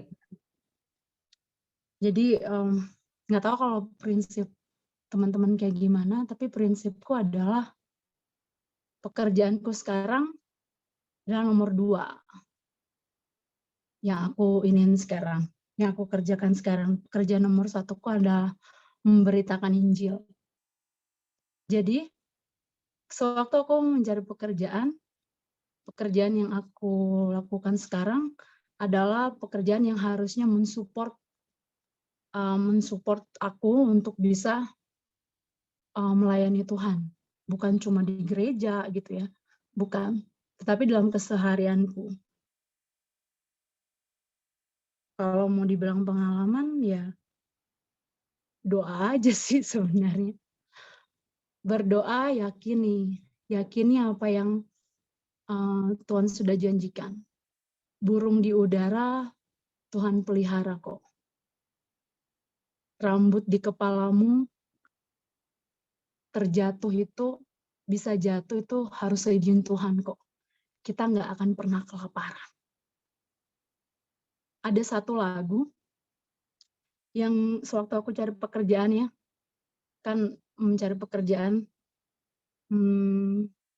kesulitannya pasti hari Sabat ya, hari Sabat. Ada satu lagu yang menguatkan aku sih, dan juga aku selalu bilang sama adikku, waktu dia lama banget mencari pekerjaan karena bentrok di hari Sabat. Lagunya seperti ini. Dalam ladang Tuhan ada kerjaan, dan malaikat surga suka lakukan. Mengapa bersusah cari kerjaan, sedang ladang Yesus panggil bekerja. Ketika kita belum mendapatkan pekerjaan yang kita idam-idamkan, ya udah berarti Tuhan panggil saya untuk mengisi hari-hari saya, hari-hari kosong saya ini dengan melakukan hal yang lebih lagi untuk melayani Tuhan. Aku nggak bisa kasih tips trik yang lo harus kayak gini-gini, nggak. Karena memang iman kita itu, iman orang Kristen adalah iman yang berserah sungguh-sungguh dan berusaha sungguh-sungguh aja. Berusaha sungguh-sungguh apa? Ya udah, pertahankan imanmu, perbaiki skillmu, jujur, berintegritas, itu pasti orang lihat. Dan satu lagi, pekerjaan jangan sampai memakan waktu kita banyak sehingga mengambil waktu kita di antara keluarga dan pelayanan kita. Kita nggak akan bawa apa-apa kok dari dunia ini menuju surga. Itu aja sih yang aku bisa bisa share. Kalau teman-teman mau minta trik atau apa, ya nggak akan aku bisa ini ya, nggak akan aku bisa kasih trik yang kayak gimana, karena ya itu aja prinsip aku. Mungkin aku pernah sharing ya sama teman-teman. Jadi di kantor aku ini waktu itu hari Sabtu, aku satu-satunya orang yang tidak pernah bekerja di hari Sabtu. Jadi ketika dipaksa dan teman-teman sudah bilang, oh Kori nggak pernah kerja ya hari Sabtu. Aku cuma bilang gini, dari awal saya sudah masuk sini, saya sudah bilang saya tidak bisa bekerja dari Jumat malam, Jumat matahari terbenam, sampai Sabtu matahari terbenam. Kalau Pak Bos mau minta saya untuk bekerja, saya akan bersedia bekerja dari hari Minggu sampai Jumat sore. Tapi jangan paksa saya. Kalaupun ini menjadi penghambat saya bekerja di kantor ini, itu saya bilangnya ke seluruh karyawan yang ada di situ. Saya bersedia untuk mengundurkan diri. Karena saya tidak akan mau untuk menjual iman saya. Saya bilang gitu, sorry lagi ribut. Saya buktikan dengan apa ya? Saya buktikan dengan kinerja saya. Saya buktikan dengan kinerja saya yang benar-benar. Saya buktikan kinerja saya dengan benar-benar. Dan puji Tuhan, kan kami ada peringkat ya. Kami ada peringkat di di level kami. Aku nggak pernah jatuh peringkatnya, bahkan lebih sering peringkat 1 dari segi produksi. Padahal hari Sabtu saya tidak pernah lembur, saya tidak pernah bekerja. Tapi pekerjaan saya bisa di atas orang-orang yang bekerja. Kenapa? Karena sebelum saya bekerja, saya berdoa dulu sama Tuhan. Sebelum saya memulai apapun di dalam pekerjaan saya berdoa. Saya tidak berdoa 1 kali, tapi saya berdoa 3 kali waktu di jam kantor saya. Sebelum saya bekerja, jam 8. Setelah saya jam istirahat saya berdoa. Setelah saya pulang, saya berdoa. Karena apa? Karena saya tahu pekerjaan ini harus jadi berkat. Nah, buat teman-teman yang cari pekerjaan, juga seperti itu. Berdoalah untuk pekerjaan yang bisa mensupport Tuhan kasih untuk bisa mensupport pelayanan teman-teman nanti. Supaya apa? Ketika kita dapat pekerjaan, kita tidak mengecewakan Tuhan. Ada banyak orang yang bekerja, tapi akhirnya lupa untuk melayani. Seperti itu Pak Pendeta. Thank you.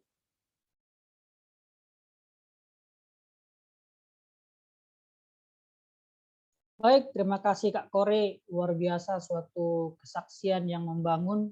Ya, betul yang dibilang Kak Kore bahwa setiap pengalaman seseorang tidaklah sama dalam menanggung beban imannya. Karena tadi juga kita sudah pelajari bahwa pelajaran kita pun juga berbeda. Iman kita, tekanan yang kita dapatkan juga akan berbeda, dan pengalamannya juga akan berbeda. Mungkin kalau Kak Kori masalah hari Sabat, mungkin kalau teman-teman yang lain ada urusan masalah gaji, atau mungkin teman-teman yang lain masalah penempatan, atau masalah ya macam-macam. Itu semua tergantung yang mengganggu bagaimana kita bisa iman kita tidak tergoyahkan dalam hal ini. Baik, waktu kita sebenarnya sudah lewat 5 menit. Sekiranya teman-teman masih ada pertanyaan atau keterangan tambahan atau hal-hal lain, nanti boleh teman-teman sampaikan di dalam kolom chat. Dan sekarang kita, seperti yang saya sampaikan dan dijanjikan dari awal, siapa yang bertahan sampai akhir akan mendapatkan kebahagiaan, yaitu akan mendapatkan saldo OVO atau juga saldo GoPay sebesar 50.000 untuk 2 orang pemenang sebagai hadiah tahun baru dari PAG Nusantara, khususnya di diskusi sekolah sahabat karena sudah berpartisipasi selama 1 tahun. Jadi teman-teman, kita akan ke kuis. Saya share screen dulu. Oke. Kita akan ke kuis. Caranya mudah, yaitu teman-teman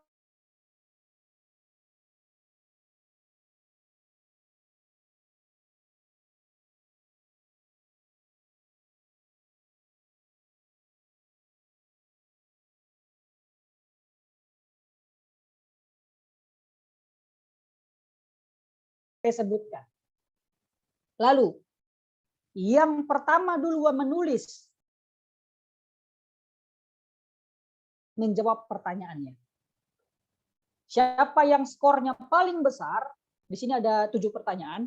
Siapa yang skornya paling besar, dia akan mendapatkan dua skor terbesar, juara 1 dan juara 2 akan mendapatkan saldo OVO dan atau GoPay sebesar 50.000 untuk 2 orang. Jadi 25-25. Jadi teman-teman boleh langsung aktifkan keterlibatannya, dan kalau bisa nanti menjawab langsung jawab langsung ya, open mic, dan juga bahkan kalau boleh open cam supaya kita bisa lihat wajahnya. Jangan nanti tipu-tipu atau bohong-bohong. Jadi supaya itu juga bisa saling kenal. Baik, kuis ini juga merupakan satu kesimpulan dari pelajaran Sekolah Sahabat kita pada malam hari ini. Siap-siap semua. Arfan boleh bantu untuk jadi juri untuk melihat siapa nanti yang duluan tulis paspor ini dan bisa menjawab. Jadi kalau yang nggak bisa menjawab paspor ini, kalau nggak bisa menjawab pertanyaan ini, orang yang kedua yang paling cepat menulis paspor ini, dia berhak menjawab pertanyaannya. Dan begitu seterusnya. Jadi setelah saya membacakan soal ini, baru teman-teman ketik passwordnya. Jangan ketik passwordnya dulu, tapi jawabannya tidak tahu. Nanti rugi. Oke, siap-siap. Ketik di kolom chat, PAGN, SS, Kitab Ibrani. Copy saja langsung biar lebih cepat. Sudah siap? Soal nomor 1.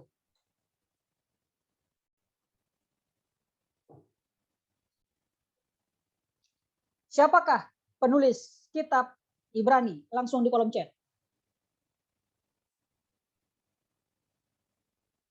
Karvan. Ya, sudah ada 1 orang ini yang menuliskan password, Pendeta. Saudara Huri Markus Tinus. Baik, boleh open mic Kak Huri? Ya, selamat sahabat Kak. Ya, selamat sahabat. Boleh langsung jawab pertanyaannya? Rasul Paulus, Kak. Rasul Paulus. Oh, Rasul Paulus, ya bukan saya. Nanti dipikir lagi saya promosi sendiri-sendiri. Baik, 100 untuk Kak Huri. Maksudnya ada Rasul Paulus siapa, Pendeta? Kan banyak Paulus tahu bohong. Rasul Iya, Paulus iya. siapa? Oke, lanjut supaya jangan kering. Lanjut ke nomor 2. Siap-siap copy paste saja PAGN SS Kitab Ibrani. Di manakah tertulis ayat yang menyatakan bahwa orang-orang Kristen akan mengalami cobaan verbal dan fisik? Bisa teman-teman buka di pelajaran Sekolah Sahabat hari Senin, itu kuncinya. Ayo. Siapa yang ketik duluan passwordnya? Ya, sekarang ada nama Saudara Yoram, Pendeta. Oke, Yoram, silakan. Halo Kak Yoram. Ya, halo. Ya, jawabannya apa Kak Yoram?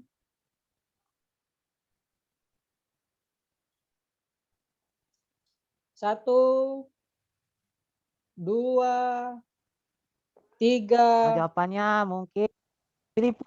4. Filipus benar nggak? Ayatnya Kak Yoram. Filipus.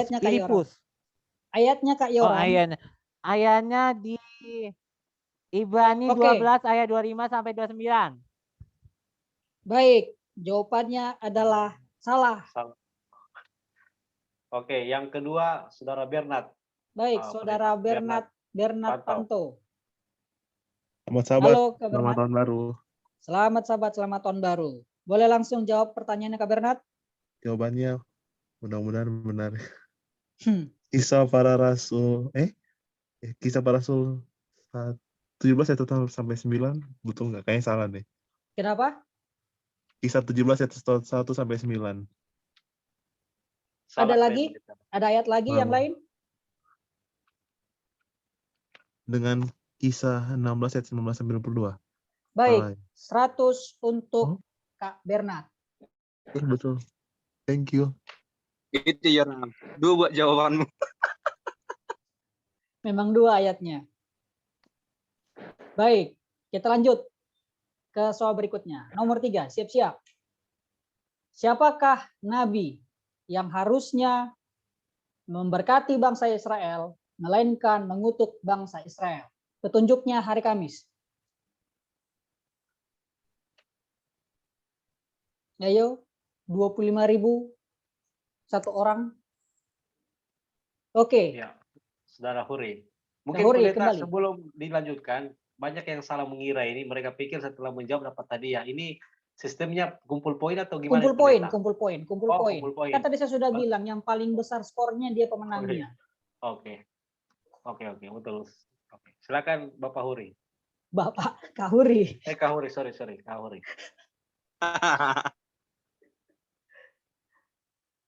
Halo Kak Huri.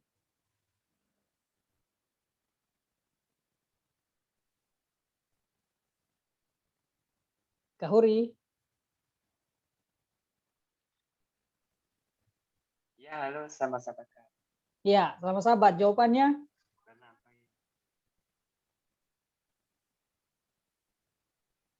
Halo?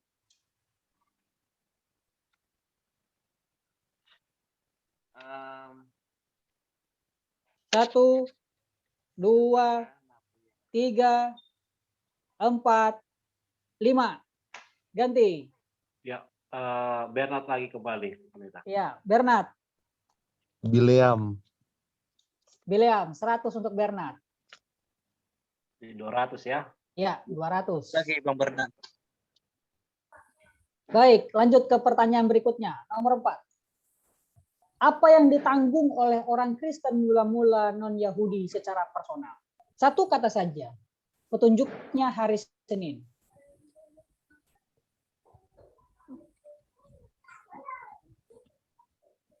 Ayo, apa yang harus ditanggung oleh orang Kristen mula-mula non-Yahudi secara personal? Satu kata saja, petunjuknya dari Senin.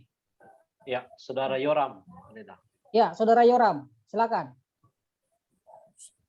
Ya, jawabannya mungkin saya kasih tahu ya. Jawabannya memberi orang percaya Kristen mula-mula. Memberi orang percaya Kristen mula-mula. Benar nggak itu? Bahwa Ya. memberi orang percaya Kristen mula-mula. Ya, jawabannya tidak tepat. Salah, Kak Yoram. Kita lempar ke yang kedua. Huri lagi. Oke, Kak Huri, silakan. Satu kata saja.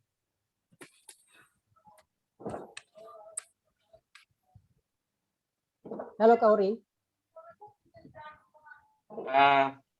Ini menderita. Apa? Halo, selamat malam. Menderita.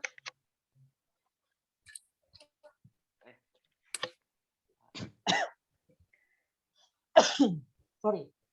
Jawabannya apa Kak Huri? Menderita? Beban Kak. Beban. Ya, jawabannya salah. Satu kata, bukan beban dan bukan menderita. Bernard lagi pendeta. Ya, Bernard. Penghinaan karena Kristus. Satu kata, salah lagi jawabannya. Satu kata, Ben. Oh iya, sorry, Salah. Lanjut. Siapa lagi? Belum ada. Saya ulang pertanyaannya. Apa yang ditanggung oleh orang Kristen mula-mula non-Yahudi secara personal? Satu kata. Hari Senin. Petunjuknya. Kalau enggak bisa Kori. juga, saya kasih lagi Kori jawabannya. Simbolon pendeta. Oh, Kori. Iya, Kak Kori. Silakan Kak Kori. Penghinaan. Salah. Ih, kok salah sih? Itu tulisannya. Baik. Saya kasih kata kunci kedua. Kata kunci kedua ada di paragraf ketiga. Bernard pendeta, Bernard lagi. Ya, silakan Bernard. Boleh diulang ya? Ya, oke, silakan Bernard. Ya, Bernard. Insya Allah komitmen. Ya, salah. Ya. Paragraf ketiga Bernard. Paragraf ketiga. Saya bacakan lagi sedikit lagi. Untuk menanggung penghinaan karena Kristus, bla bla bla bla bla bla. Silakan Oh, mencari di situ. Yoram lagi pendeta. Ya, Yoram. Permulaan. Salam, Yoram. Huri lagi pendeta, Huri. Huri. Rela. Mula-mula. Ah? Rela. Rela. Ya. Salah. Kori lagi pendeta, Kori. Kak Kori. Kebencian. Salah. Sudah jelas itu ada kata-kata apa yang ditanggung. Bernard lagi pendeta. Bernard. Kristen. Bernard. Malu. Betul, 100 untuk Bernard. Makasih. Sengaja gue tuh ngalah sama Bernard biar dia Makasih menang. Kak Kori. Nanti ya. Secara sederhana, berarti mengidentifikasi diri sendiri bersama Kristus serta menanggung rasa apa yang ditanggung oleh orang Kristen mula-mula non-Yahudi secara personal, rasa malu. Itu dia. Baik, kita lanjut ke pertanyaan berikutnya. Nomor 5. Bagaimana reaksi iman Elia setelah menurunkan api dari surga dan menerima tekanan dari Isabel? Hari Selasa. Petunjuknya hari Selasa. Bagaimana reaksi iman Elia setelah menurunkan api dari surga dan menerima tekanan dari Isabel? Hari Selasa. Jangan lupa passwordnya. PAGN SS Kitab Ibrani. Langsung kopas aja di dalam kolom chat.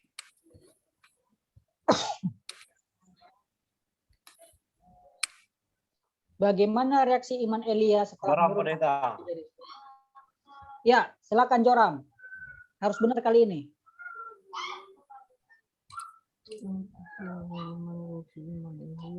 Halo Yoram. Jawabannya Dibaca deh. begini. Karena penyertaan dan anugerah Tuhan semesta kita bisa melewati ya penyertaan dan anugerah Tuhan, penyertaan dan anugerah Tuhan, benar nggak itu? Sorry Yoram, masih salah. Kori Pendeta. Ya, silakan Kak Kori. Takut. Takut. Jawabannya adalah masih kurang tepat. Kori Pendeta. Silakan Bro Huri, Kak Huri. Aku nih kurang aku. Tadi Kak Kori sudah takut. Jawabannya masih kurang tepat. Huri. Huri sekarang.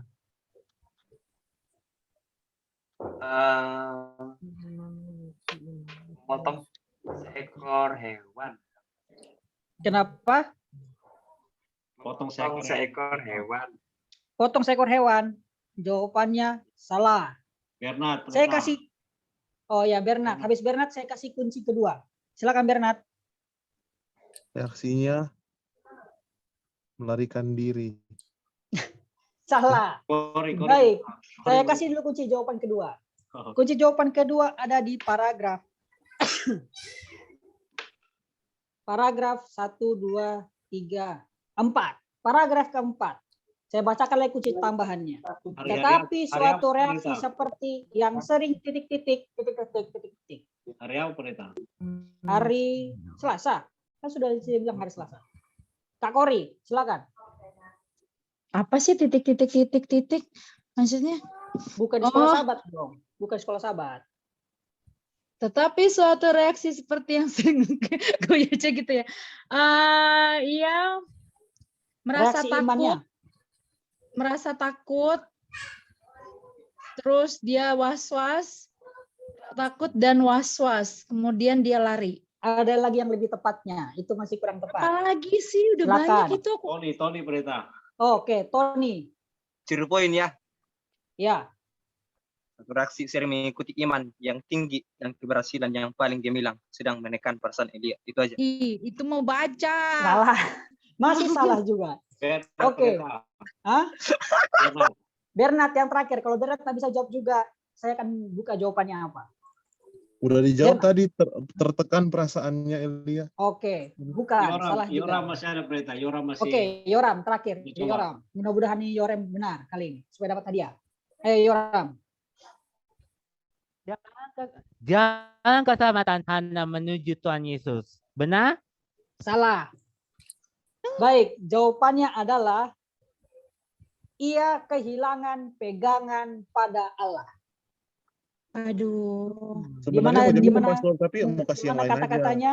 Ada di Ya, di mana Alkitab loh, kecewa dan melarikan diri. Kan kita baca sekolah sahabat. Kan sekolah sahabatnya mengacu pada Alkitab. Bacanya di mana? Dengan ada ancaman tuh di Ibrani, di Raja-Raja. No. ini saya kasih ke jawabannya sesuai pertanyaan. Dengan adanya ancaman Isabel yang mendengung di telinganya dan iblis tampaknya masih saja berhasil bekerja melalui perempuan yang jahat itu, Reaksi imannya apa? Ia kehilangan pegangan pada Allah. Itu dia jawabannya. Saya menjawab itu, Pastor, tapi mau kasih yang lain dulu toh. Oke. Bernat 300, Huri 100. Pertanyaan nomor 6. Salah satu aspek yang penulis tekankan adalah hari Rabu. Salah satu aspek yang penulis tekankan adalah hari Rabu. Bernat Pendeta. Silakan Bernat. Maju bersama. Maju bersama. Apakah itu? Bukan, itu judulnya Bernat. Yoram Ini kita Pendeta. bicara isinya. Ya, Yoram. Oke, saya langsung jawab. Ini pertanyaannya hampir dari Inspirasi Kristen. Jadi jawabannya ini kita percaya kita harus hidup oleh iman. Benar nggak? Percaya Salah. kita harus hidup oleh Sesuai iman. dengan pelajaran sekolah Sabat di hari Rabu. Saya kasih kuncinya lagi. Di hari Rabu paragraf ketiga. Bernat Pendeta. Siapa? Bernat. Bernat lagi. Oke, Bernat. Tadi pertanyaan Pastor apa? Salah Aspek satu berikutnya. aspek yang penulis tekankan adalah hari Rabu paragraf Memenuhi ketiga. kebutuhan fisik rekan-rekan seiman. Ya. Betul. Salah satu aspek yang ditekankan adalah memenuhi kebutuhan fisik rekan-rekan seimannya. Itu dia. Wah, sepertinya hanya Bernat dan Huri yang bakal dapat hadiah ini. Yang terakhir, apa poin utama yang terjadi kepada awal yang mulia? Hari Minggu. Apa poin utama Yoram yang terjadi pada awal yang mulia? Silakan Yoram. Yoram. Apa poin utama yang terjadi?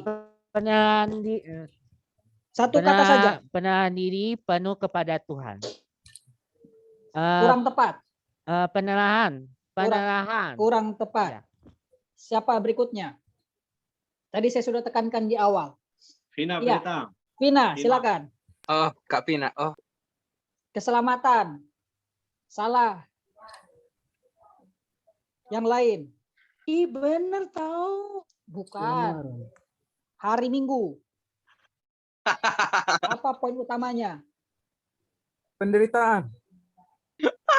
Passwordnya dulu. Andre. Silakan passwordnya dulu Andre. Password? Diketik kayak mereka ini di kolom Di kolom chat. Ketik PAGNSS Kitab Ibrani. Huri Pendeta, Huri. Oh, Huri. Sabar. Huri, silakan menjawab. Pertobatan. Apa? Penderitaan kayaknya. Apa Huri? Pertobatan. Pertobatan. Betul. Pertobatan. Dari mana buktinya? Pertanyaan di hari Minggu. Bagian bawah paling terakhir. Bagaimana kisah pertobatan Anda? Itu dia poinnya. Jadi menjadi sebuah kesimpulan bagi kita pada pelajaran sekolah sahabat kita pada 1 minggu ini sangat jelas dari pertanyaan-pertanyaan ini adalah yang pertama, pelajaran surat kitab Ibrani ini bukan hanya untuk orang Ibrani tetapi juga untuk kita karena kita perlu bertobat. Dan penekanannya yang Tuhan inginkan, penulis inginkan adalah bagaimana kita membangun hubungan yang kuat kepada sesama umat Tuhan. Nomor 6. Lantas bagaimanakah caranya ketika kita menghadapi tekanan? Jangan sampai kita kehilangan pegangan kepada Allah seperti Elia. Apa yang ditanggung oleh orang Kristen mula-mula non-Yahudi?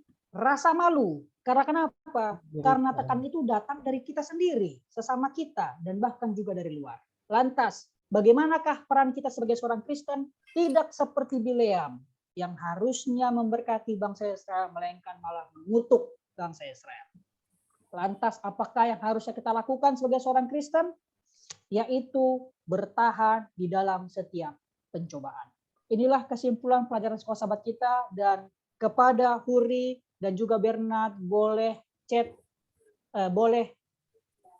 private chat ke Kak Arfan untuk kontak nomor HP ataupun nomor OVO dan juga nomor GoPay agar mendapatkan hadiah 25.000 satu orang saldo Imani. Sampai di sini pelajaran sekolah sahabat kita. Kiranya ini menjadi pertumbuhan iman kerohanian kita, mengangkat iman kita dan lebih dekat kepada Tuhan dari malam hari ini di awal tahun baru 2022 sampai seterusnya hingga Tuhan Yesus datang. Kita undang untuk berdoa pada malam hari ini. Siapa yang sedang available ya? Oh, saya undang saudara Tony saja karena sudah buka kamera dia.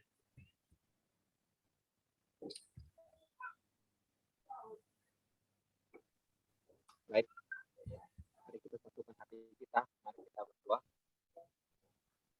Allah yang baik, terima kasih ya Tuhan, bagaimana cinta kasih-Mu ketika Engkau sudah menggenapkan janji kasih-Mu jangka 1 tahun ya Tuhan.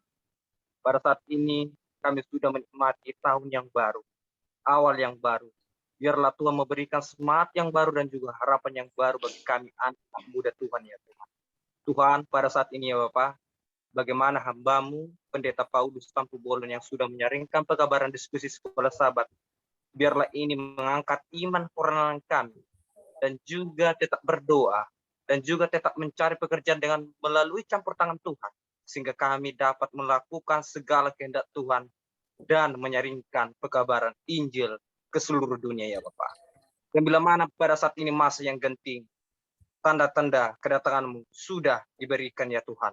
Dan kami yakin dan percaya ya Tuhan, kami semua anak pemuda PAGN akan bersatu padu untuk menerima iman seperti jemaat mula-muda, seia, sekata, dan sejiwa ya Tuhan. Biarlah Tuhan mengajarkan kasih-Mu, agar kami lebih dekat, supaya kami tetap mengandalkan Tuhan. Berdoa juga kepada teman-teman kami yang belum datang pada saat ini.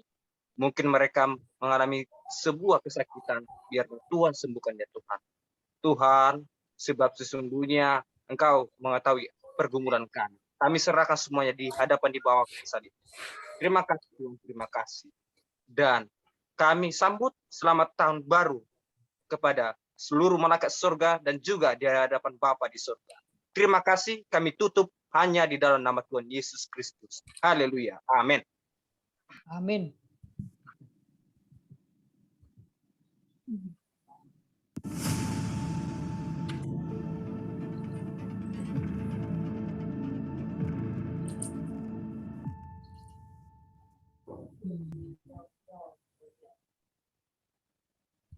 Baik, terima kasih kepada teman-teman yang sudah berpartisipasi di dalam diskusi sekolah sahabat yang juga sudah hadir.